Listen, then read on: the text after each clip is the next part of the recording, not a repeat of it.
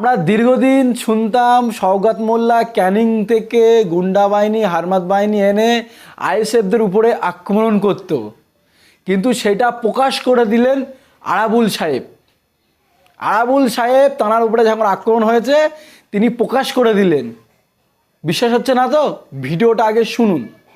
যেভাবে সন্ত্রাস করছে আজকে যারা মেরেছে তারা কিন্তু কেউ ভাঙড়ের ছেলে নয়। ক্যানিং থেকে লোক এনে ভাঙড়ে তৃণমূল কংগ্রেসের কর্মী আলতু হচ্ছে আমার ভাইয়ের মতো, যার নাম লালবাবু মোল্লা। গত 3 দিন ধরে ভাঙড়ের মাটিতে এক হারবাত 34 বছর ধরে যে সিপিএম এর লাল সন্ত্রাস লুট করেছে, আজকে তৃণমূল কংগ্রেসে এসে পুরনো তৃণমূল কংগ্রেসদের উপরে আক্রমণ করছে। আপনারা জানেন আমি ভাঙড়ের ছেলে, আমি শুধু তৃণমূল কংগ্রেস গঠন হওয়ার পর থেকে রাজনীতি করিনি।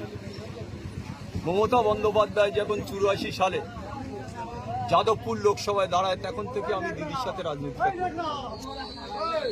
আজকে যেটা আমার বলার, যে এক এক করে যারা ভাঙড়ের পুরনো তৃণমূল কংগ্রেস যারা লড়াই করেছে, জীবন দিয়েছে, গত পঞ্চায়েতে হয়তো আমি মারা যেতে পারতাম, আমার ছেলে মারা যেতে পারত, খাদিজা বিবি মারা যেতে পারত, তাদের উপরে গত পরশু থেকে শওকত মোল্লা নিজে যে আরাবুলের যেসব ছেলেরা আছে তাদের হাত ভেঙে দাও, পা ভেঙে দাও, তাদের গুড়িয়ে দাও, তাদের মেরে দাও, তার বক্তব্য আপনারা ইতিমধ্যে বিভিন্ন চ্যানেলে প্রকাশ হয়েছে। আমি শুধু আজকে একটা কথা অনুরোধ রাখবো মাননীয় মুখ্যমন্ত্রীর কাছে, যে আমরা এই দলটা করব কি করব না। আমরা তৃণমূল কংগ্রেস করতে গিয়ে সিপিএম এর কাছে রক্ত ঝরেছে, আমাদের অন্য দলের কাছে আমরা মার খেয়েছি। আজকে যিনি এখানে এসে অবজারভার বলে যিনি দাবি করে এলাকা যেভাবে সন্ত্রাস করছে আজকে যারা মেরেছে তারা কিন্তু কেউ ভাঙড়ের ছেলে নয়। ক্যানিং থেকে লোক এনে ভাঙড়ে তৃণমূল কংগ্রেসের কর্মী আলতু হচ্ছে আমার ভাইয়ের মতো, যার নাম লালবাবু মোল্লা। আমার নিজের ভাইয়ের মতো, আমি তারে ভালোবাসি। 24টা ঘন্টা আমার সাথে থাকে, আপনারা মিডিয়ার লোক সবাই জানে। তার গাড়ি ভাঙা হয়েছে, তাকে মেরে দেবারও ষড়যন্ত্র হয়েছিল, কোনো রকম ভাবে সে প্রাণে বাঁচে। যে অফিসটায় আমি ভোজেরহাটে বসি সে অফিসটা পর্যন্ত গুড়িয়ে দেওয়া হয়েছে।